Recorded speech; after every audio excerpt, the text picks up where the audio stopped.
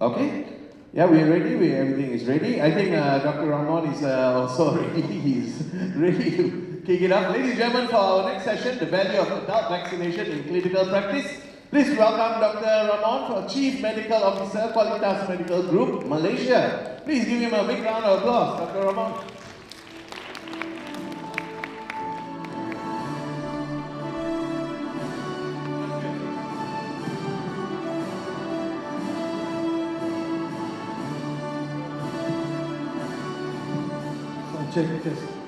Hi, good morning everyone.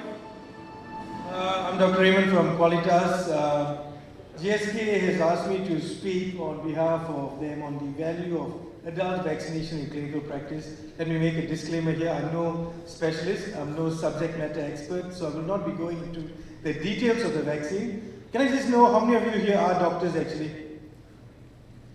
Great, everyone's a doctor, so therefore we're all the same, we're on the same level. But as a person in management, managing Qualitas clinics and the healthcare landscape that we are in today, I think what I want to speak on, just sharing actually more than anything else, is how we as doctors today manage the healthcare landscape that we're in. The ecosystem that we're in today, where we are being questioned, where we're being asked, what is the value of the doctor today? Right, and anti-vaxxers after COVID, after a lot of controversies about vaccinations. What is our role? Today you have Google Doctor, you have, it is not important, it is not important. Yeah, okay, so we're talking about the vaccination preventable diseases, right? So I think what I do, for example, with Qualitas clinics, we have 100 over clinics across Malaysia. I think we are under a lot of pressure. I think, how many of you are GPs by the way? Any specialists here? No specialists? Okay, we're all on the same page again. Great. So, all GPs here, so GPs or primary care doctors interested to open up a clinic. How do we navigate this current situation and how vaccines actually can play a role? How many of you all know this word? I had to Google this word. Immunosenescence. Do you all know that? Right? So basically it's the decline of the immunity of the human being, right? As we get older, how do we decrease and why vaccines are important? Because the susceptibility to infection and morbidity if you get infected. All right, so you can see here how it works, inflammaging, and all the different up and downs of all the immune factors in our body. Right? Yeah, so heart, brain, musculoskeletal, common features across organs. So this we know, as doctors we already know this, there's no need for me to emphasize this. As we grow older, the tissues get older, the immune response gets less, hence we are more susceptible to viruses, bacteria, and superinfections leading to death and morbidity. Yeah? Right. So, burden of BPD in older people. So this is basically pneumococcal, influenza, shingles. Of course, this is a GSK slide, so you would see their vaccines on top, but among the other things that are highlighted. So basically what I want to come to this is, we are an aging population. Do you all agree with this? Anyone disagrees with that? Our population is aging, right? I worked for my early years of my life, I was in Sabah, and then I was in Tambunan. Tambunan is a district up in the mountains, no access to tertiary care, right? So education and involvement of elderly people, of understanding what simple basic needs is very, very minimal. So you will always see them coming with bad complications, morbidity at a very high level. But Malaysia is progressive. In urban Malaysia, in KL, suburban, we have access to a lot of healthcare. Our people will grow older. My dad is 86 years old, my mom is 78 years old, right? My mom has been a diabetic for 40 years, but no complications. Why? Because ministry has been able to provide her with suitable amount of care, she's got no diabetic foot, touch wood, she's well, right? She survived 2 cancers, my dad survived 2 cancers, all because medical advancements has allowed it to continue. But what it doesn't do is the immunity drops, right? So now where is our role today? Our role as GPs basically is, so we'll go into this, right? Each one, shingles, RSV, since it's a GSK sponsored event, we will have to mention a few of the items. But as GPs, what do we do? What I want to just address to you is, today we are all combated, government is taking 100 years to give us an increase in our consultation fees. They want us to display our drug prices. They're making things very difficult for doctors. The doctors in the hospitals are under a lot of stress. I always say, let's bring back the value of who we are as doctors. Why are we doctors? Why did we choose this profession? Why did we choose this profession? Why did we study it? Why are we still passionate about it? Primary care is about prevention. Do you all agree with that? Can you all agree with that? Preventive medicine, right? The hospitals is where we send them to for tertiary, for curative. That's why it's so expensive over there, right? So how do we take part in this preventive space? By educating ourselves. Now I just want you all to remember, we've already been 5 years, half a decade since COVID. Do you know that time has passed so fast, right? If you all can just remember how bad it was during the heights of COVID. June 2020, right? March 18th we were on lockdown. June, July, August 2020, the statistics were ridiculous, right? We are seeing videos of people dying. Anyone who was working in the hospitals during COVID? Yeah, you will know it better than anyone else, right? Why? But what happened after the vaccination started? I'm not here to promote any vaccine. I've got my own understanding and acceptance about the COVID vaccine. But the curve was brought down, right? Right? The morbidity decreased, correct? You're not seeing people dropping dead. You're not seeing your ICUs. We all remember that. So there is value to vaccine. I'm not here to say which vaccine is right, which vaccine is wrong. Polio, for example, we had 500,000 polio victims 15, 20 years ago. Today, there's just numbers in 10, 15 left, right? Tuberculosis, for example, almost eradicated in Malaysia. We have a good national immunization policy, but we don't have one for adults, right? So yeah, so you can see shingles. How many of you had adult family members who had shingles? 5. I had my auntie. My auntie was 82 years old when she got shingles. Extremely painful. I never thought of it. I mean, we all got chicken pox. Shingles is not something you see every day. But when they get it, and we've had chicken pox and you get shingles, it's extremely painful. It's painful and it's very, very sad to see an old person go through it. Right? The blisters and the pains along the dermatomes. So yeah, GSK has come up with the vaccine, Shingrix, I believe, for shingles. And burden of RSV, respiratory syncytial virus, age-related decline in immunity, inflammation, age-related changes in the lung tissue. Do you know, in statistics-wise, among all the pneumonias, you have influenza and RSV is one of the highest. I think there's a slide on that. Yeah, so you see that. So influenza and RSV, the cause for viral infections, RSV is up there with influenza. But we all know about influenza, right? Influenza A, B, flu vac, please get your flu vaccine, etc. But RSV is equally up there as one of the causes for adult admissions for lung conditions, right? So yeah, so that is what it is. Adult vaccinations available in Malaysia. So yeah, then it comes to the pricing. So I'm just, all of you are doctors. I'm not here to again advocate any particular vaccine. But I think as doctors sitting across our tables, our patients today are far educated. And patients today are not just patients anymore, they are customers. Do you know what's the difference? What's the difference between a patient and a customer? Patient is dengar bulat-bulat. You can sell them black is black, white is white, black is white, white is grey, pink is blue, they will believe you. Dulu kat Sabah macam tu lah. When I was in Tamunan, you can do that. You can tell them anything, they believe you, they trust you, right? With their lives. But today in the informed society, when everything is available on the phone, when you have viral news going on, lies, fake news, etc. going across, it is our role. We cannot say chase them away. It is our role to correct them, to confirm the truths and denounce the myths, right? Because they did not go to med school. So when they come to you, you must see your value as that doctor. You are that doctor, they are coming to see you, they might give you information, but you got to counter that information with truths. And hence it's important for us to attend CMEs or to read up and to keep ourselves abreast with what's latest, so that when someone comes vaccinating betul ke doctor? What's your answer? I don't know. Who's going to give you 20 ringgit for your consultation? Who's going to give you 150 ringgit, right? But if you're going to say, I don't know, then what will I'm going to buy you? How are we going to ask for increase for consultation in GPs, right? Doctors.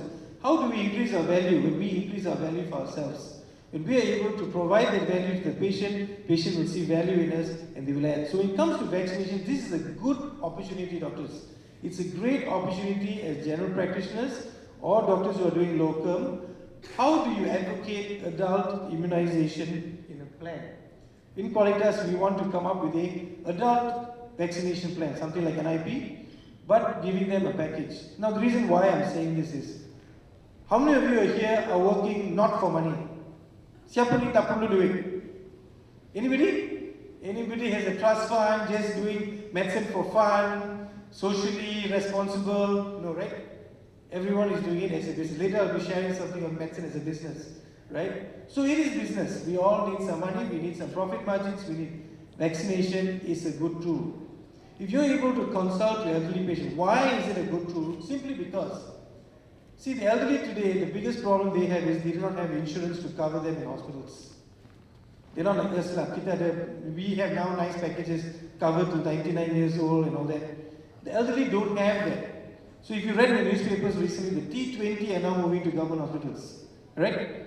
I think Dr. Hari made some statement about that. That's not right. That's not correct. But simply because hospitalization has become very expensive. Now, how as GPs can we help prevent this? We can help in informing them that if you spend, yes, it's expensive. Shingrix is what? $1,000 I think. I think RXV is what? $800. They're expensive. But compared to an admission in hospital, you get what I'm trying to say? So if you can work out a plan for them, how do you do your vaccination schedule as an adult? You might spend maybe 5,000 ringgit on vaccinations, but what you are preventing is probably $50,000-$60,000 of morbid treatment in a hospital. Do you get what I'm saying? If you put the maths together, you can speak on these angles to your patient. So then your patient is able to understand that you are relating to his concerns, right? So if you are able to explain on vaccinations and its abilities and what it does, because at the end of the day, nobody wants to be admitted for pneumonia, intubated, muscle ICU, it's 1,500 a day in ICU, and which insurance is going to pay, and you're going to dry up all your savings. So, these are all just slides, guys. As I said, I'm not speaking on behalf of GSK, I'm just representing them here. But this is something that has come out by the ministry, adult immunization guidelines, in revised chapters in November 2023 on COVID-19, dengue, pneumococcal polio, and zoster. And I think there's a new one. Yeah, this one just came out in 2025. So equip yourself with these things, because it even tells you how do you actually strategize in improving. They give you tips on how to strategize and how to impart knowledge to your patients on why vaccine is important. Again, let me say it is up to you. Some of you might be anti-vaxxers. Some of you might have family and friends who died from the COVID vaccine, perhaps with the rumor that goes around from Fauci and whatever not, right? And we listen to social media. But remember, there are many other vaccines that have worked, right? We have all got BCG again, all Malaysians, all of us have it. I worked in Sabah. I had people who were just coughing on me right without my mask, and they were TB positive. But thank God today I never got it, right? We've all got hepatitis, we've got our vaccines, we've got our doses. We're keeping ourselves protected. I think it is important for us to advocate adult immunization to all people above 55 to 60, right? So before it gets too old or I think prevention on this angle is very, very important. We talk a lot about NCDs, non-communicable diseases, about hypertension, diabetes, and cholesterol, on preventing that. But the role that we play is not just preventing, but it's also how to manage the patient as a whole, right? They might have this explained, your diabetes, your immunization, your immunity is going to drop, so therefore it's good for you to take a vaccine, give them a schedule, how to take the vaccine. Commercially works well for you, correct? It works well for you. If you work out a commercial plan for them, it works out well for you too, all right? So yeah, in Malaysia they've started giving the flu vac for free, correct? No, they did, right? Is the data correct? I think they have given flu vaccination now for free. I think there's pneumococcal coverage as well. So you see here, if you can see, this is the key events informing vaccination. Double-edged sword, I think, because if you look down, Google established, Facebook established, YouTube established, Twitter established, wow, in the last 20 years, 25 years, it's just flurry of social media, right? Telegram, TikTok, Snapchat, Instagram. Man, I've only got 2 of them. Okay, anyway, I'm far behind. So many media, social medias there. And then you have COVID-19, you have H1N1, the global measles outbreak. It's a double-edged sword. Social media can be used in 2 ways, right? But we sit in the middle. We are the judge. If we do not take responsibility for our position as healthcare professionals, we are abdicating our responsibility and allowing all the social media viral news to take precedence. And they will replace us as doctors. Right? But if we decide, no, we are doctors, we went to school, you talk to us. But if you say, actually, I also don't know, then you have no value left. Betul tak? I tell my doctors, I tell myself as well. If a patient comes to you and say, Doctor, macam mana? Belum bagus tak vaksin ni? Actually, I also don't know anything. Then it says so much lah, you know. Do we actually deserve an increase in our consultation fees or not? So anyway, it comes down to this, right? Complacency, constraints, financial constraints, calculation, we're always weighing. Today, at the banyak berita, you can weigh the pros and cons, what is good, what is bad. Collective responsibility, COVID showed us, it may not flatten the curve completely, but it could bring down the numbers. It could bring down the morbidity.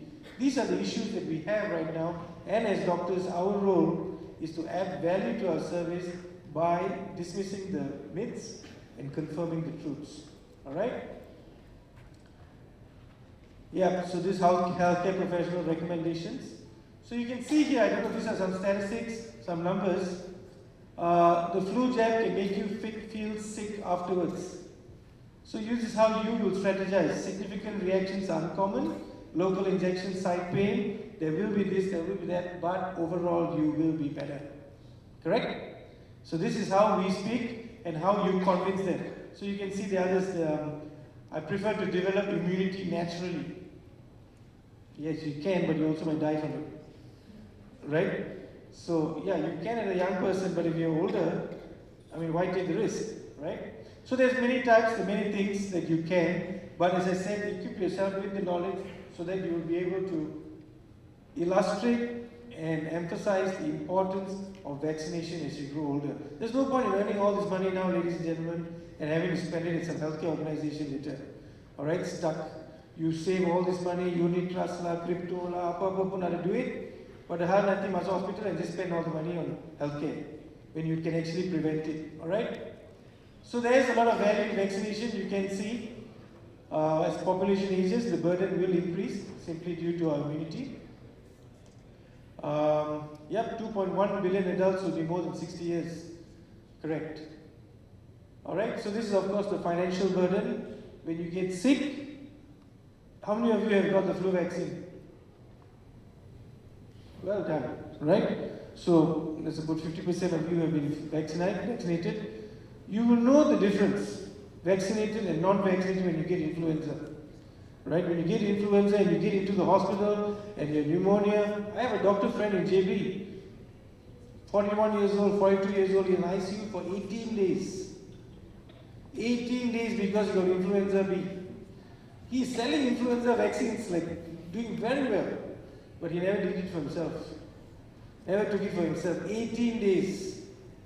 I don't ask me how much it cost him, but yeah. Insurance would have paid, premiums will go up tomorrow, but yeah.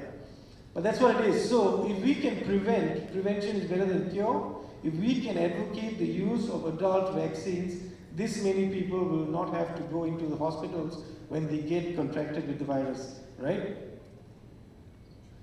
Yep, so vaccination saves an estimated 4 to 5 million lives globally every year. Vaccines are estimated to have averted more than 500 million cases of illnesses, 20 million deaths. Right? Vaccination has led to the control of many infectious diseases. Okay? Yep, I think this is all reducing hospitalizations due to VPDs, indirectly improves quality of care for, yep, for sure. If nobody falls sick and nobody's in ICU, less people need to visit the hospital, less nosocomial infections. A lot of things benefit when you don't enter the hospital, right? Okay, despite the broad coverage is not always optimal. Agreed. It is not optimal, hence why we need to do what we can. Okay? A life course approach to vaccination is essential to improve healthcare outcomes. Okay, thank you very much. Yeah, 30 seconds. Fantastic. Perfect.